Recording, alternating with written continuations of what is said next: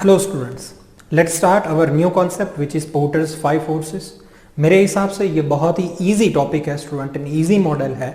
यहाँ पे मॉडल में सबसे पहले क्या दिया है उसके ऊपर बाद में आते हैं, बट ये मॉडल है किसके ऊपर स्टूडेंट्स? ये ओवरऑल अपनी इंडस्ट्री को असेस करता है कि ये पर्टिकुलर इंडस्ट्री का फ्यूचर ग्रोथ का पोटेंशियल एंड ये पर्टिकुलर इंडस्ट्री का स्टूडेंट्स प्रॉफिट का पोटेंशियल कैसा है।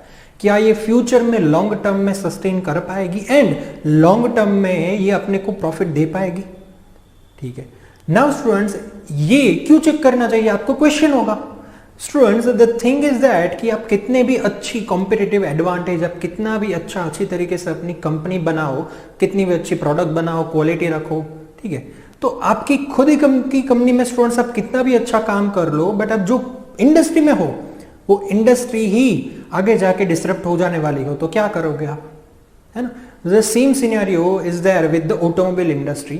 ऑटोमोबाइल इंडस्ट्री में स्टूडेंट्स जो फॉसिल फ्यूल से कार्स एंड बाइक्स वगैरह चलती है आज के टाइम में, तो अभी तो है मार्केट उसका, अभी तो आप उसमें गेन कर लोगे, अभी प्रॉफिट कर लोगे आप, but the thing is that आगे जाके वो इंडस्ट्री डिस्टर्ब होने वाली है एंड आगे जाके उसका ग्रोथ पोटेंशियल नहीं है। The whatever the future is there students, it's about the electric car, electricity, everything.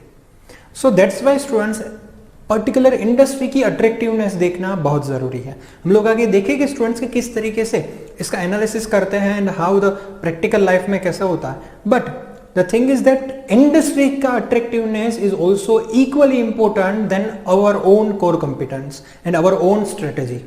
Porter ने हालांकि आपने अब तक देखा कि स्ट्रेटेजी, कंपनी की स्ट्रेटेजी है उसके ऊपर फोकस किया था, इस मॉडल में उसने पर्टिकुलर इंडस्ट्री को फोकस किया है। नाउ स्टूडेंट्स, अगर मान लो पोर्टर्स के हिसाब से ये बोला गया है कि अगर आप कोई फेवरेबल इंडस्ट्री में एंटर होते हो तो आपको अबव एवरेज प्रॉफिट मिलना ऑब्वियस है, आपको अबव एवरेज प्रॉफिट मिल सकता है इजीली। इसका मतलब क्या है कि सपोज मान लो आज की तारीख में ऐसा है कि कोई भी जगह पे आप बिजनेस में एंटर करो, कोई पे भी इन्वेस्टमेंट करो, तो student 20% 25% average profit are normal, ठीक है, इररिस्पेक्टिव ऑफ द इंडस्ट्री इतना प्रॉफिट तो मिलता ही है। बट अगर आपने एक अच्छी इंडस्ट्री पकड़ी है स्टूडेंट, तो उसमें अबव एवरेज प्रॉफिट मतलब 30% 40% profit you can gain easily. But for that students, the industry should qualify the conditions or forces given by the porter। मतलब यहाँ पे जो फोर्सेस दिए गए हैं वो फेवरेबल होने चाहिए फॉर दैट पर्टिकुलर इंडस्ट्री। चलिए स्टूडेंट्स, हम लोग अभी 5 फोर्सेस पे आते हैं कि क्या दिया गया है, कौन से 5 फोर्सेस हैं। उसमें स्टूडेंट सबसे पहला फोर्स है कॉम्पिटिटिव राइवलरी। अपने को चेक करना होगा कि हमारी पर्टिकुलर इंडस्ट्री में कितनी कंपटीशन है।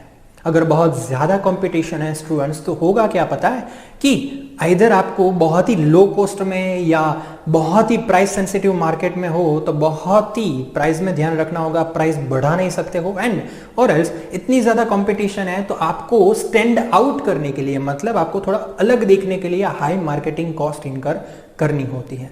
स्टूडेंट्स ये चीज हम लोग क्लोथिंग इंडस्ट्री में देखते हैं। देखिए आप कितनी सारी ब्रांड्स है ना, कितनी सारी ब्रांड्स है। करना क्या होता है एट द एंड, ऑफर्स डालनी होती है तभी माल बिकता है ना, मार्केटिंग इतना करना होता है, एंडोर्समेंट इतने करने होते हैं।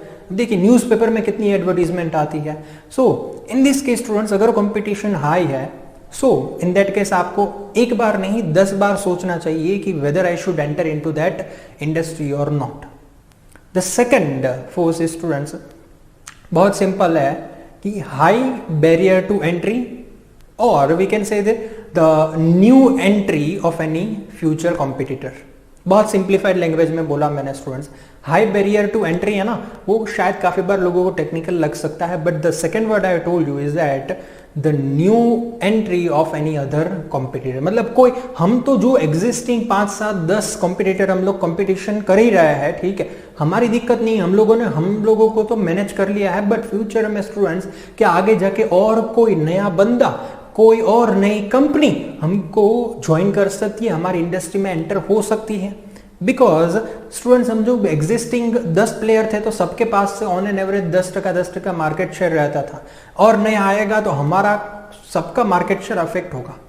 सो स्टूडेंट्स यहाँ पे कोई भी इंडस्ट्री में अगर आप एंटर करने की सोच रहे हो तो what are the chances that future में कोई नया बंदा आपकी इंडस्ट्री ज्वाइन कर सकता है। ये स्टूडेंट्स प्रैक्टिकल लाइफ में ऐसा होता है कि most of the time barrier to entry कुछ खास होती नहीं है।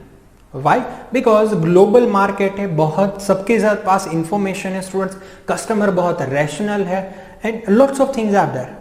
सो कोई भी नया बंदा, अगर आपकी इंडस्ट्री बहुत अट्रैक्टिव है तो कोई भी नया बंदा आ सकता है, आपको ज्वाइन कर सकता है। सो इससे होगा क्या स्टूडेंट्स, और अगर नए लोग आने लग गए तो भले ही स्टार्टिंग में हम लोग सिर्फ 10 कंपटीशन में थे, पर आज से 2 साल के बाद हम लोग 30 जन कंपटीशन में हो गए।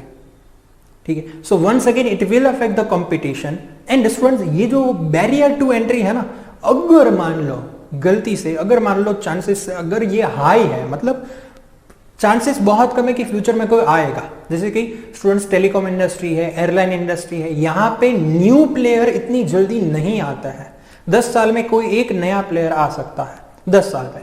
सो स्टूडेंट यहां पे अगर बहुत ही हाई बैरियर टू एंट्री होगी ना, तो अपने लिए वो इंडस्ट्री अट्रैक्टिव बन सकती है, अपने जाना चाहिए। Because the thing is that अपने एंटर कर लिया, आपने मार्केट कर दिया, फिर फ्यूचर में कोई नई कंपटीशन क्रिएट नहीं होगी। ठीक है, या तो उसके चांसेस बहुत कम है। तो आप बोले सर ऐसी कौन सी इंडस्ट्री होगी जहां पे हाई बैरियर टू एंट्री होगी? स्टूडेंट्स मैंने बोला उससे एयरलाइन एंड टेलीकॉम। क्यों? Most of the time students ये जो इन्वेस्टमेंट की रिक्वायरमेंट है ना, जो एयरलाइन के साथ कि इतने करोड़ ऑफ रुपीस चाहिए एंड लॉस के भी चांसेस काफी सारे हैं, रेगुलेटेड इंडस्ट्री है। Same with the case of the telecom, इतना जल्दी एंट्री नहीं होता। Why? Because of the lots of the things, जैसे कि एक तो आपको नेटवर्क अच्छा चाहिए, मार्केटिंग अच्छा चाहिए, आपको इन्वेस्टमेंट बहुत ज्यादा चाहिए, रेगुलेटेड इंडस्ट्री है एंड एग्जिस्टिंग जितने भी लोग हैं, ठीक है, उसमें भी इतनी कंपटीशन है, आप और नया एंटर करोगे, ठीक है, तो और कंपटीशन बढ़ेगी एंड वगैरह वगैरह। सो कुछ इंडस्ट्री में हाई बैरियर टू एंट्री होती है, बट अगर आप जिस इंडस्ट्री का सोच रहे हो वहां पे हाई बैरियर टू एंट्री है, ठीक है, तो एक अच्छी बात है, बट नहीं है तो अनफेवरेबल है। Now student the third point is that substitute, कि आप जिस इंडस्ट्री में स्टूडेंट जा रहे हो उसका कोई सब्सटीट्यूट अवेलेबल है क्या? अगर मान लो कि आपके इंडस्ट्री के सेम सामने सब्सटीट्यूट अवेलेबल है ना, जो हालांकि होते ही हैं students, it is very logical in the practical life. अगर है तो होगा क्या स्टूडेंट्स, आगे जाके कंज्यूमर, अगर आपकी प्रोडक्ट महंगी लगती है, आपकी प्रोडक्ट कॉस्टली लगती है, तो आगे जाके कोई और प्रोडक्ट खरीद सकता है। Then after student the third point is that bargaining power of the supplier. Students bargaining power of the supplier, इसका मतलब क्या है कि हम जहां से रॉ मटेरियल लाते हैं स्टूडेंट्स, वो जो सप्लायर है, क्या हम हमसे बार्गेनिंग कर सकता है? हमको बोल सकता है कि नहीं भाई अब तक देखो ये पार्ट्स है ना 1000 में मिलता था, वे इसका प्राइस 1200 हो गया है, लेना है तो लो, नहीं तो जाने दो। स्टूडेंट ऐसी बहुत ही रेयर इंडस्ट्री होगी जहां पे सप्लायर का बार्गेनिंग पावर होगा, जैसे कि स्टूडेंट्स एयरलाइन इंडस्ट्री, बहुत ही कम कंपनीज ऐसी है कि जो एयरलाइन इंडस्ट्री के फ्लाइट्स, बोइंग वगैरह या उसके स्पेयर पार्ट्स वगैरह बनाती होगी। So in that case we can say that yes supplier का बार्गेनिंग पावर है, एंड अगर लो है स्टूडेंट तो अपने को बेनिफिट है, वो अपनी फेवर में जाएगा कि हम लोग उससे बार्गेनिंग करवाएंगे। ठीक है, कि भाई देख मुझे इतने बजे तुझे देना है तो दे, नहीं तो तेरे बाजू वाला बंदा बैठा है मैं उससे ले लूंगा। सो it depends. And the last point students is that bargaining power of the buyer, मतलब हमारे कस्टमर का बार्गेनिंग पावर। स्टूडेंट्स ये डायरेक्टली लिंकेज होता है कंपटीशन से। अगर मान लो आप जिस इंडस्ट्री में काम कर रहे हो, ठीक है, वहां पे कंपटीशन हाई है, ठीक है, तो ऑब्वियसली स्टूडेंट्स जब कंपटीशन हाई होती है ना, तब कस्टमर का बार्गेनिंग पावर अपने आप बढ़ जाता है ना। सिंपल एग्जांपल ले लो सर, सब्जी मंडी है, ठीक है, वहां पे bargaining power of the buyer क्यों हाई होता है? बिकॉज कंपटीशन तो देखो अब वहां पे, है ना। सो ऐसे तो काफी सारे बिजनेसेस जहां पे high competition and bargaining power भी हाई है लोगों का। सो नाउ स्टूडेंट्स ये 5 फोर्सेस है।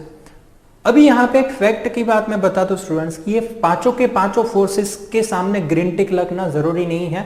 पांचों के पांचों फोर्सेस पे कभी ग्रीन टिक या पांचों के पांचों फोर्सेस में फेवरेबल लेस आना बहुत ही डिफिकल्ट है और वी कैन से इम्पॉसिबल है। तो दैट्स व्हाई मैं ऐसा बोलूंगा कि इस 5 फोर्सेस में अगर 3 फोर्स भी अगर आपके फेवर में है तो आपको उस इंडस्ट्री में जाना चाहिए, एंड अगर अनफेवरेबल है आपके लिए 3 फोर्सेस, कोई भी 3 फोर्सेस, तो आपको नहीं जाना चाहिए। ठीक है, एंड ये जो पूरा का पूरा 5 फोर्सेस मॉडल है वो लॉन्ग टर्म के पर्सपेक्टिव से बनाया गया है। दैट मीन्स दैट शायद अभी आपको लगे कि नहीं भाई अभी इस इंडस्ट्री में प्रॉफिट है, but it is for the longer term, कि लॉन्गर टर्म में आप में वो प्रॉफिट की पोटेंशियल ना रहे। नाउ स्टूडेंट्स, अगर इस पूरे कॉन्सेप्ट को हम लोग एक एग्जांपल के थ्रू वंस अगेन समझे तो क्या हो सकता है। सिंपल एग्जांपल लेते हैं स्टूडेंट्स, मुकेश अंबानी ने अभी जियो मार्ट लॉन्च किया है। दैट मीन्स नथिंग बट जो घर पे जाके डिलीवरी, नॉर्मल जो ग्रोसरीज एंड सब्जी एंड वो सब जो नॉर्मल नेसेसिटी की आइटम होती है उन सब की घर पे डिलीवरी करने का एक सिस्टम, नेटवर्क बनाया है जियो मार्ट। एंड उसको लग रहा है मुकेश अंबानी को एक बहुत बड़ा मार्केट है, एक बहुत बड़ी इंडस्ट्री है, एंड उसमें तो फिर उसने काफी सारे के डेवलपमेंट किए हैं। बट जब उसने ये सोचा होगा कि मुझे इस इंडस्ट्री में जाना है, ठीक है स्टूडेंट्स, ये कोई इनोवेशन नहीं है जो मुकेश अंबानी, ऑलरेडी प्लेयर्स है मार्केट में, बिग बास्केट, ग्रोफर्स, तो काफी सारे प्लेयर्स हैं, काफी और भी होंगे कि जो इस तरीके की सर्विस प्रोवाइड करते हैं, ग्रोसरीज वगैरह घर पे डिलीवर करते हैं। तो इसमें कोई इनोवेशन नहीं है, बट ये एक ऑलरेडी एग्जिस्टिंग इंडस्ट्री थी, उसमें एक नया प्लेयर ऐड हुआ Mukesh Ambani as an Jio mart. So Mukesh Ambani ने भी स्टूडेंट्स ये पोर्टर्स 5 फोर्सेस इवेल्युएट किए होंगे, अज्यूम करते हैं। तो जब वो करने बैठा होगा तो सबसे पहले कॉम्पिटिटिव राइवलरी में उसने देखा होगा कि एक लिमिटेड कंपटीशन है, big basket, Grofers, that's it. हो गए एक दो छोटे मोटे, मेजर इस तरीके के 2-3 हैं। ओके, तो मीडियम कंपटीशन है तो हम लोग अपना मार्केट बना सकते हैं। सो ये उसके लिए फेवरेबल पॉइंट था। The second is students barrier to entry. यहां पे वैसे देखने जाए तो कुछ खास अपने को बैरियर टू एंट्री नजर नहीं आता है, बट स्टूडेंट एक है बैरियर टू एंट्री कि अगर मान लो इतने बड़े इंडिया में स्टूडेंट इतने ज्यादा कंज्यूमर को सर्विसिंग करना भी परफेक्टली, उसके लिए स्टूडेंट्स क्या चाहिए, एक बहुत अच्छा नेटवर्क चाहिए। दैट मीन्स दैट रिलायंस के पास एडवांटेज क्या था स्टूडेंट्स, उसका रिलायंस के स्टोर्स हर एक सिटीज में, मोस्ट ऑफ द सिटीज में चल रहे थे। तो अभी तो क्या कर रहे हैं कि वो लोग घर डायरेक्टली आता है रिलायंस के स्टोर में से अपने घर पे, उसको तो सिर्फ डिलीवरी सिस्टम बिठानी थी। उसके हर एक सिटीज में ऑलरेडी स्टोर्स है, मतलब उसका माल है ना वो ऑलरेडी सभी सिटीज में था, ठीक है। बट अगर कोई नया प्लेयर आएगा स्टूडेंट, है ना, तो उसको ये प्रॉब्लम आएगी कि उसको ये जो नेटवर्क बिठाना है ना वो नहीं बिठा पाएगा, है ना। एंड स्टूडेंट ये बिग बास्केट एंड ग्रोफर्स ने तो क्या किया था, स्टार्टिंग फ्रॉम स्क्रैच किया था, उसको तो बहुत मेहनत करनी रही थी, ठीक है, कि उसको स्टार्टिंग फ्रॉम स्क्रैच पूरे इंडिया का नेटवर्क बनाने में it is not an easy task, ठीक है। इन्वेस्टमेंट तो चाहिए स्टूडेंट्स, ये मैन पावर भी इतना मांगता है कि इतने बड़े इंडिया में ये चीज पॉसिबल करना, it's too much complicated. So we can say that yes, high barrier to entry है एज पर माई पर्सपेक्टिव, आपका पर्सपेक्टिव अलग हो सकता है। The third thing is students the substitute. Yes, इसका कोई सब्सटीट्यूट अवेलेबल नहीं है। आप जैसे जैसे आपको ऑनलाइन डिलीवरी की लत लग जाएगी, आदत लग जाएगी, फिर इसका कोई सब्सटीट्यूट अवेलेबल नहीं है। The fourth thing is students the bargaining power of the supplier. नहीं, सप्लायर का बार्गेनिंग पावर यहाँ पे नहीं है स्टूडेंट्स, है ना, क्योंकि इतने बल्क में ऑर्डर करते हैं तो सप्लायर क्या बार्गेनिंग करेंगे, उल्टा मुकेश अंबानी बार्गेनिंग करेगा, है। And the last thing is bargaining power of the customer. यहाँ पे स्टूडेंट्स बार्गेनिंग पावर कस्टमर का ज्यादा आएगा, मतलब ये मुकेश अंबानी के लिए अनफेवरेबल है। ऑलरेडी कंपटीशन में डीमार्ट है, लोकल रिटेल स्टोर्स होते हैं स्टूडेंट्स, सो ऑलरेडी ग्रोफर्स वगैरह है, एंड ये सारी नेसेसिटी के आइटम है जहां पे हमारी मम्मी वगैरह लोग 2-2 रुपए के लिए भी सोचती है, 2 रुपए के लिए भी कंपेयर करती है कि डीमार्ट का ज्यादा सस्ता है या रिलायंस का ज्यादा सस्ता है।